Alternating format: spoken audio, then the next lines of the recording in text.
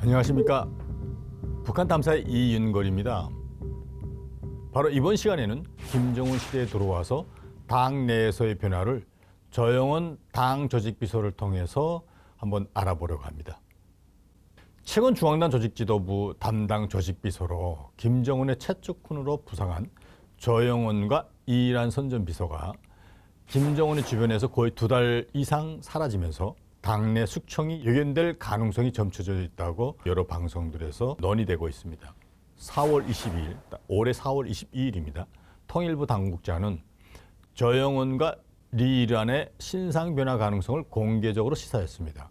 리이란은 올해 1월 2일 이후, 저영원은 2월 28일 이후 권력의 전면에서 사라졌다는 것이 확인되었다고. 하지만 북한 내부 소식통을 통해서 제가 조사한 바에 하면 저영원은 2월 27일 평안남도 온천군과 자강도 우시군 당 간부들의 권력 남용 관련해 가지고 김정은이 공개적으로 비판하고 난 이후 연대적인 책임을 지고 자숙하는 것으로 확인되고 있습니다.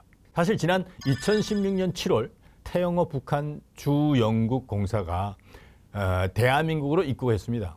당시 우리 언론과 방송에서는 태 공사의 부인과 자식 등 가족과 관련해서 여파가 당시 북한 엘리트 계층 내에서 심각한 영향을 미치고 있다는 것으로 회자되었었습니다. 태 공사의 탈북을 통해서 대한민국으로의 입국으로 중앙당 조직지도부서가 제일 큰 피해를 입었다는 것을 일반 사람들은 모를 겁니다.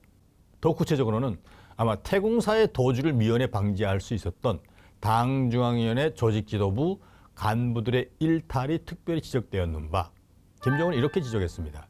조직지도부도 믿을 수 없다. 이와 동시에 그동안 해외 주재원들에게는 상대적으로 큰 혜택이었던, 다시 말해서 자녀들의 유학 생활은 2016년 7월 태영호 공사의 대한민국으로의 망명 직후 한 달 내로 주재원 자녀들의 북한 복귀를 일률적으로 일방적으로 명령했습니다. 북한에서 핵심 고위급 간부들의 자녀들 모두 다 동시에 같이 나와서 유학해도 큰 문제가 없을 정도였었습니다. 그런데 이것까지도 다 막았다는 것을 말해주고 있는 겁니다. 이러한 해외 유학생들이 돈만 있으면 일정한 국가에서 유학을 할 수 있는 시스템이 존재하게 된 원인을 잠깐 설명해 본다면 2013년 10월경에는 이러한 일이 있었습니다. 외무성에서 보고한 2자녀 동반 해외 공간원 대상 1자녀 복귀 보고서를 송영칠 제2당석실 이실실장을 통해서 소기질 자체를 판단해가지고 김정은 방침으로 하달했던 적이 있습니다. 하지만 나중에 알게 된 사실은 김정은으로부터 이 사건이 큰 질책을 받고 철회된 사례도 발생할 정도로 북한의 고위급 자녀들 또는 돈이 있는 사람들의 자녀들이 해외에서 유학을 일정한 시기 동안 할 수 있었습니다. 그런데 김정은이 태국의 사건이 일어난 이후 일괄적으로 자비 유학 시스템을 완전히 막아버린 것이 핵심 문제입니다. 그런데 여기서 또 한 가지 또 짚고 넘어갈 문제가 있는데, 그때 당시 태영호 공사가 두 아들과 딸이 있었는데 그 딸은 인질로 잡혀가지고 탈북하지 못했다고 회자됐었습니다. 그래서 온화한 그 신문사에서는 이렇게 썼습니다. 태북통신과의 외신 등에 따르면 태공사는 수라에 2명의 아들과 1명의 딸을 두고 있는 것으로 알려졌다. 당초 아들만 2명 있는 것으로 알려졌으나 한국에 돌아오지 못한 딸이 1명 더 있다는 것이다. 그러나 정부는 이에 대해서 자녀와 함께 입국했다까지만 확인할 뿐 그의 자녀가 총 몇 명인지 또 국내에서는 누가 들어와 있는지 등에 대해서는 신변보호 등의 이유로 함구하고 있다. 우선 그의 딸이 제3국에 머물고 있을 것이라는 관측이 나온다.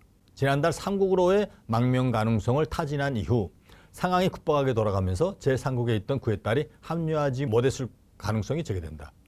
하지만 제가 접촉한 북한 내부의 관계자는 어떤 의도에서 그런지 모르겠지만 태영호는 본래 아들만 둘 있을 뿐 딸은 애초부터 존재하지 않았다고 전했고, 제 소식통은 되게 신빙성이 있었다는 것을 특별히 강조하고 싶습니다. 2017년 1월 초청 공개 강담회에서 이런 말을 했습니다. 당시 북한 2인자에 대해서 발언했는데 우회의 인물을 핵심 실세로 지목했습니다. 그가 지목한 인물이 바로 당시 황병서 군 총정치국장, 그때 당시는 국방위원회 제1부위원장 역할까지 했었습니다. 그다음에 최영애 당중앙위원회 부위원장도 아니었습니다. 그가 실세로 꼽은 인물이 바로 조영원 당 조직지도부 부부장이었습니다. 저는 당시 태공사 문제를 조사하기에 나온 북한 내부 관계자들을 통해서 조 부부장의 등령 배경과 그 신상에 대해서 면밀히 파악했었습니다. 그러면 조영원이 누굴까요? 그 지금까지 올라왔던 실권의 배경은 어디에 있을까요? 지난 2016년 김정은의 공식 활동 과정에서 가장 많이 수행한 인물은 누구일까? 통일부 자료에 의하면 총 47회로 직계된 조영원 당 조직지도부 부부장으로 나타났었습니다. 황병서 군 총정치국장은 40회, 최영애 당정인의 위원장은 32회를 기록했습니다. 2015년 김정은 현지 시찰 수행 횟수 순위에서는 황병서가 총 80회로 독보적인 1위를 기록했고 조영원이 43회로 2위를 차지했었습니다. 불과 1년 만에 두 사람 순위가 뒤바뀐 것입니다. 2016년 5월 7일 북한 노동당 제7차 대회 이틀째 행사에서 조영원 부부장이 김정은 옆에서 무릎을 꿇고 보고하는 장면이 라이브로 포착되기도 했습니다. 그가 본격적으로 중앙무대에 주목받기 시작한 시기는 2015년 안팎입니다. 조영원은 당시 김정은의 주위에서는 60대 초반 간부는 거의 없고 대부분 60대 말이나 70대 초반일 정도를 정도일 때 60을 간 넘긴 비교적 젊은 간부였다는 측면에서 특별히 주의가 집중되는 이유이기도 합니다. 조영원은 1956년 자강도의 한 가정에서 태어났습니다. 중고등학교 재학 시절에도 뛰어난 학업 성취로 주목받았고 덕분에 중앙당 일가대상으로 발탁되었다고 합니다. 발탁된 일가대상은 입당 초기 보조지도원, 다시 말해서 소무 역할 같은 거 합니다. 우리 식으로 말하는 인턴 정도로 볼 수 있습니다. 중앙당 내에서 생활 몇 년을 인턴 정도로 쓰다가 북한 유명 대학에 입학하면서 소위 우탁생으로 거듭나게 됩니다. 그 우탁생들은 당 간부로 등용되면서 바로 그때부터 지도원으로 정식 지도원이 되는 것입니다. 일가 우탁생으로 발탁된 조영원은 1974년, 1980년 사이에 김일성 종합당 법학부를 거쳐서 줄곧 당중앙위원회 조직지도부에서 당직자로 활동했다고 합니다. 보조지도원, 지도원, 부과장, 과장, 부부장 등 조직지도부 말단부 또 상급 간부까지 계단을 차근차근 밟아왔던 것으로 확인이 됩니다. 조영원은 별다른 배경 없이 오로지 실력으로 윗자리에 오른 케이스라고 합니다. 그는 실력과 더불어 적절한 처신으로 승승장구했다는 평가와 함께 아래 사람들에겐 철저한 원칙자이지만 윗사람에게는 예스맨에 해당한다고 합니다. 김정은이 조영원을 자기 상으로 등용하기 시작한 것은 바로 비교적 최근 일이라고 합니다만 정확히는 북한 내부 관계자에 따르면 김정은이 평양의 평천구역 아파트 붕괴 이후 다음 날 새벽에 기습적으로 구피 이 장소를 탐문할 때 동행했던 당내 인물이 바로 조영원이었다는 사실을 특별히 강조하고 싶습니다. 그는 문제의 아파트를 시공했던 인민보안부를 대상으로 철저한 당 종합 검열에 나섰고 그 실상을 낱낱이 김정은에게 보고했던 것으로 확인이 됩니다. 이때를 기점으로 김정은은 조영원을 등용하기 시작했던 것으로 보이는데 조영원이 바로 평양시를 담당하는 부부장이었다는 사실은 이 방송에서 처음 공개하는 사실입니다. 당시 평양시당 책임비서는 당중앙의 정치국 후보위원은 김수길이었지만 그 위에서 평양의 모든 정책과 간부사업, 다시 말해서 인사사업이죠. 검열까지도 담당한 인물은 바로 평양시 담당 조직지도 부부장인 조영원이라는 사실을 특별히 우리가 주목할 필요가 있습니다. 북한의 당 조직지도부는 북한의 모든 군과 당 조직 기관을 검열하고 지도하는 최고 권력권이라는 걸 다시 한번 강조합니다. 특별히 평양시 담당은 더 중요한 사실입니다. 특히 평양은 북한에서 다른 국가 수도에서 국가의 수도 이상의 의미를 가집니다. 이렇게 북한에는 평양과 북한이란 두 나라가 존재한다는 말이 날 정도로 평양공화국이었다는 사실을 특별히 강조합니다. 북한 건부를 발칵 뒤집어 놓았던 김원홍 축청 당시 국가안전보위부 중앙종합검열의 책임자 역시 조영원이었던 것으로 확인이 됩니다. 그랬던 실권에서 제2인자 역할을 해온 조영원이 거의 몇 달 동안 김정은 주변에서 지금 나타나지 않는다. 이것은 중요한 단순하게 볼 사건은 아닌 것만은 사실입니다.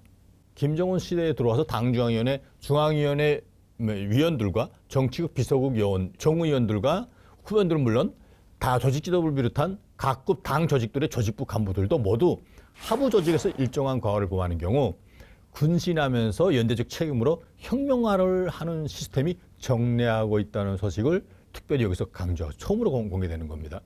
이런 변화가 있은 계기는 장성택 숙청이 중요한 계기였고 두 번째로는 2013년에 있은 김근섭 조직지도 부부장의 숙청이 중요한 계기로 작동한 것으로 저는 파악하고 있습니다. 김근섭은 당중앙인의 당생활 지도부 담당 부부장이었는데 특히 지방당 조직 담당이었습니다. 그런데 해주의 상업관리소 모 여성과의 치정관계를 맺고 적지 않은 홀권 행위를 통해서 큰 방탕한 생활을 했던 것으로 파악됩니다. 이를 계기로 황해남도 도당위원회가 고 해산 직전까지 갔고 김근섭 휘하에 그 부서들의 몽땅 다 축청됐습니다.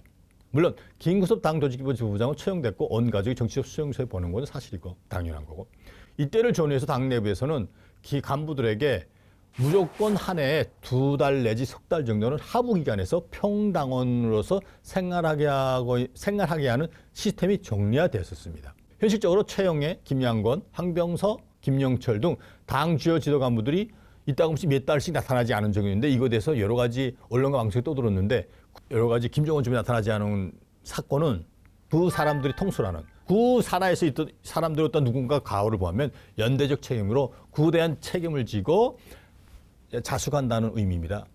그런 죄가에 대해서 일정한 기간 하부 조직에서 하방하여 혁명화 또는 사상학습에 전임하게 되어 있는 시스템이 지금 정리화되고 있다는 것을 강조하는 겁니다. 바로 조영훈이라는 이란이 바로 이러한 과정이 있다는 것으로 파악된다고 저는 주장하는 거고, 오늘은 이렇게 김정은 스스로 북한 최고 권력 조직인 조직지도를 믿을 수 없다면서 화를 낸 배경과 특히 제2인자 역할을 해낼 위치에 조영원의 최근 군항을 지금껏 알려지지 않았던 북한 군신 조치의 정리화 시스템이 도입에 대해서 특별히 강조하고 있는 것. 북한 체제의 정상화, 자유화된 북한 체제가 북한 지역에도 언젠가는 올 때까지 북한 탐사의 탐사 보도는 계속되기를 바란다면 좋아요, 구독 꼭 눌러주시길 바랍니다. 감사합니다.